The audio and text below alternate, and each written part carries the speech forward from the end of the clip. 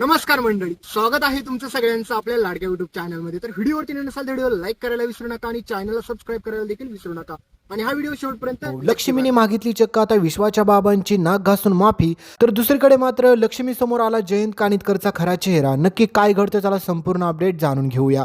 तर मित्रांनो, आता सिद्धू आणि भावनाच्या घरामध्ये जो काही राडा आणि कुटाणा झालेला असतो त्यामधून जानू जिवंत आहे हे सत्य तर सगळ्यांना समजलेलंच असतं, पण त्या ठिकाणी अशा काही गोष्टी घडलेल्या असतात की याबाबतचा विचार कोणीच केलेला नसतो। कारण की मित्रांनो, तुम्ही पाहिलंच की सिद्धू आणि भावनाने आमंत्रण देताना सगळ्यांना दिलेलं असतं, पण सिद्धू आणि भावनांना ही गोष्ट माहीत नसती की मात्र विश्वाच्या घरचे आणि सिद्धूला हे माहितीच नसतं की भावनाच्या घरचे यांचं काही ना काही नाते किंवा काही ना काही संबंध आहेत ते।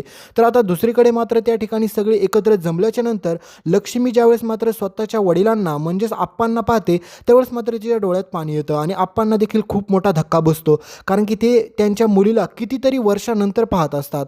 आणि ज्यावेळेस मात्र ते एकमेकांच्या समोरासमोर येतात तेवढ्यात मात्र विश्वाचे बाबा देखील त्या ठिकाणी एंट्री करतात आणि ते मात्र भेटू देत नाहीयेत त्यांना, कारण की त्यांना असं म्हणणं असतं की यांचा आणि माझ्या वडिलांचा काही संबंध नाही आहे, कारण की माझ्या वडिलांची आज जी काय अवस्था झाली ना ही सगळी फक्त आणि फक्त ह्या व्यक्तीमुळे झाली, त्याच्यामुळे त्यांनी माझ्या वडिलांना भेटायचा कोणताही संबंध किंवा अधिकार नाही आहे।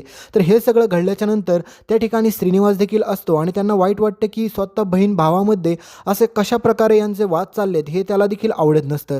कारण की तुम्हाला माहीत नसेल तर सांगतो की लक्ष्मी आणि श्रीनिवास यांचं लव्ह मॅरेज झालेलं असतं आणि यांचं लव्ह मॅरेज अशा प्रकारे झालेलं असतं की त्या दोघांनी देखील ज्यावेळेस मात्र लक्ष्मीच्या घरच्यांनी लक्ष्मीला सांगितलेलं असतं की ह्या माणसासोबत लग्न करू नको, त्यावेळेस देखील लक्ष्मीने श्रीनिवाससोबत लग्न करून सगळ्यांसमोर आपल्या आप्पांची इज्जत घालवलेली असते आणि त्याच्यानंतर आप्पा आपले डायरेक्ट कोमात गेलेले असतात आणि त्याच्यानंतर ना ती लक्ष्मी कधी त्या घरात परत गेलेली असते ना तिने कधी त्यांच्या घराचा उंबरठा ओलांडलेला असतो, पण तिला माहीतच नसते की मुळात आप्पांची अवस्था काय झालेली आहे, त्यांची तब्येत काय झालेली आहे याबाबतची कल्पना ह्या लक्ष्मीने कधीच केलेली नव्हती। आणि ज्यावेळेस मात्र तिच्या डोळ्यासमोर हे सगळं काय दिसतं त्यावेळेस मात्र तिला रडू कोसळतं। आणि दुसरीकडे मात्र भयानक सत्य असं उघडकीस येतं की जानू जिवंत आहे हे कळल्याच्या नंतर सगळ्यात जास्त आनंद तर लक्ष्मीलाच होतो, कारण की तिला कळतं की तिची मुलगी परत आज माघारी आली। आणि हे सगळं घडत असतं गाडेपाटलांच्या घरात आणि तुम्हाला माहितीच आहे गाडेपाटलांच्या घरात राडा होणार नाही असं कसं होईल, कारण की तुम्हाला माहितीच आहे की आजीने अगोदरपणेच भावनाला कोणत्याही गोष्ट करायला परवानगी दिलेली नसते, कारण की भावनाने तिला काही विचारलेलंच नसतं।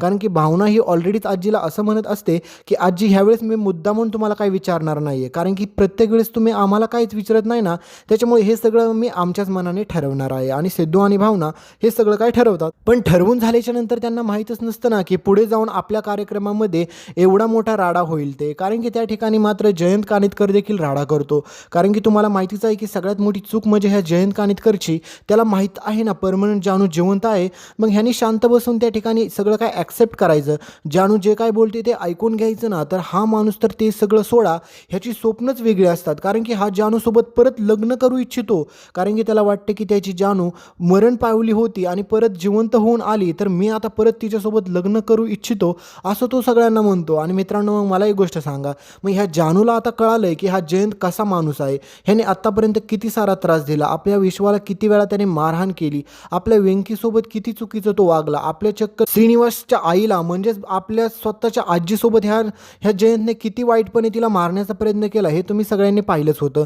आणि हे सगळं जानूला सत्य माहीतच होतं। मग तिने जर सगळ्या जगासमोर ती जिवंत आहे हे सत्य सांगायचंच होतं तिला, मग त्याच्यानंतर ती हे पण सांगू शकली असते ना सगळ्यांना की मात्र हा जयंत कानिटकर दिसतो एवढा चांगला माणूस नाही आहे, यानेच मला मारण्याचा प्रयत्न केला होता आणि याच्यामुळेच मी ह्याच्यासोबत राहून मी कंटाळले होते, कारण की ह्याने मला एवढं ताब्यात ठेवलं होतं, ह्याने एवढा माझ्यावरती अत्याचार केला होता। हे सगळं जानूने ह्या सगळ्या जगासमोरच सांगायला पाहिजे होतं। जर सगळ्यांना ती सांगतच होती ना की ती जिवंत आहे तर मग सगळ्या जगासमोर ह्या जयंतचा पण खरा चेहरा तिने उघडकीस आणायचा होता ना, पण मात्र आपली जानू तसं काहीच करत नाही आणि बिचाऱ्या विश्वाच्या मेहनतीवरती पूर्ण पाणी ओतलं जातं।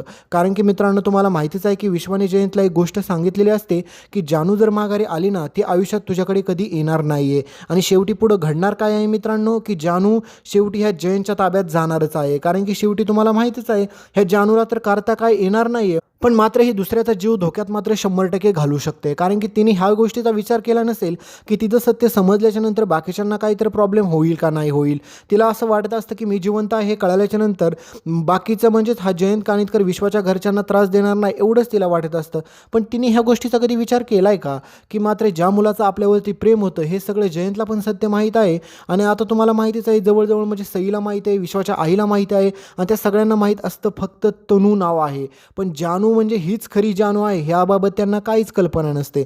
आणि पुढे मित्रांनो त्या सगळ्यांसमोर देखील त्याच कार्यक्रमामध्ये उघडकीस असं येतं की ही जी गाणं गाते ती आपल्या घरामध्ये राहणारी तनू नसून हिचं खरं नाव जानू आहे. आणि त्यावेळेस मात्र विश्वाच्या आईला तर अजूनच मोठा धक्का बसतो की ती लक्ष्मीची मुलगी आहे, ती एवढ्या दिवस माझ्या घरामध्ये राहत होती. आणि त्याच्यापेक्षा देखील मोठा धक्का असा बसतो की विश्वाचं ज्या मुलीवरती प्रेम होतं ती मुलगी म्हणजे दुसरी तिसरी कोणी नसून ही तनूच होती. आणि ती एवढ्या दिवस दोघेजण एकत्रच होती.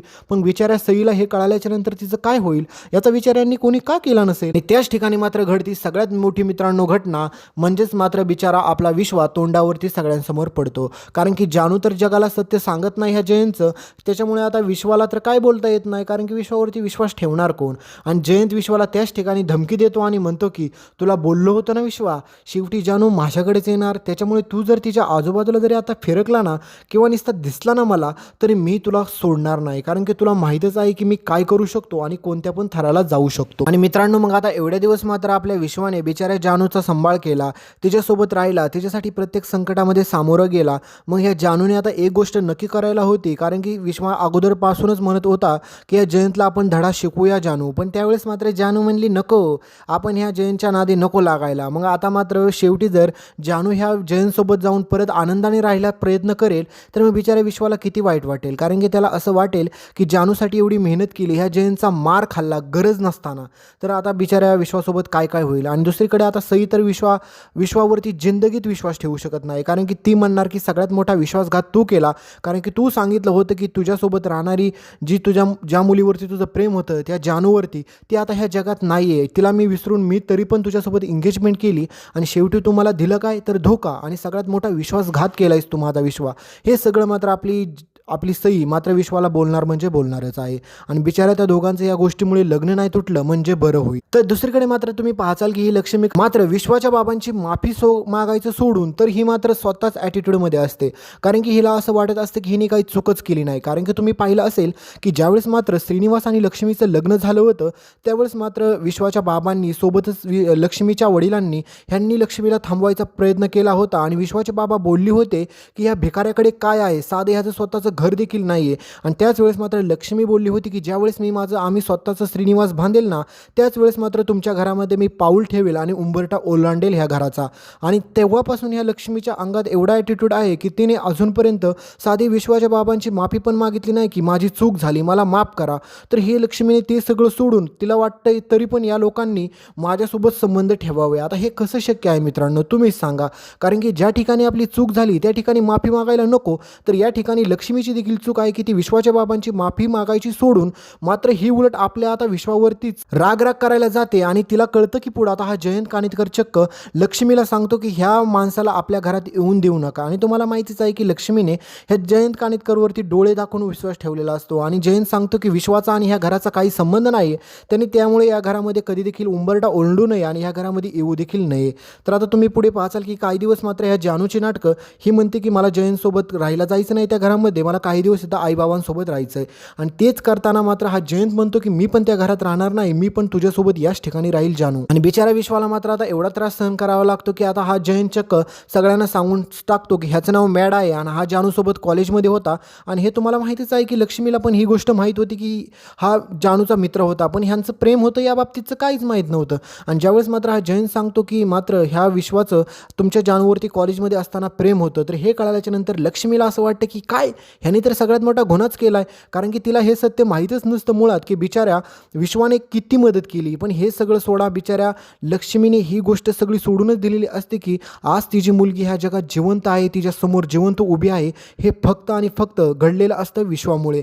पण तरी देखील मात्र ही आता उलट आपल्या विश्वालाच डाऊट घेते आणि त्यालाच उलट चिडते, त्याच्यावरती ओरडते आणि म्हणते की आत्तापर्यंत तू जानूसाठी जे जे काही केलं ना हे फक्त तू प्रेमासाठी केलं, मैत्रीसाठी नाही केलं. मग बिचाऱ्या विश्वाला किती वाईट वाटेल मित्र. मित्रांनो तुम्हीच सांगा. मग या ठिकाणी लक्ष्मीची चूक आहे का नाही तुम्हीच कमेंटमध्ये सांगा. कारण की दुसरीकडे तुम्ही पाहिलं की आता सगळं सत्य बाहेर आल्याच्या नंतर बिचारा विश्वाला तर सगळी लोक बोलणारच आहेत आणि दुसरीकडे मात्र ह्या लक्ष्मीला पण हे गोष्ट कळते की विश्वाचं जानूवरती प्रेम होतं. आणि तर आता हे सगळं कळल्याच्या नंतर लक्ष्मीने समजून घ्यायचं तर हे सगळं सोडा, पण त्या हरामखोर जयंतवरती विश्वास ठेवून बिचारा विश्वाला नको तसलं काही ही लक्ष्मी बोलताना तुम्हाला पुढे पाहायला भेटेल. तर हे सगळं घडेल पुढच्या भागांमध्ये. तोपर्यंत चॅनलला सबस्क्राईब करा, सोबतचं बेल नोटिफिकेशन ऑन करा आणि तुमचं मत काय आहे हे कमेंटमध्ये मला सांगायला विसरू नका.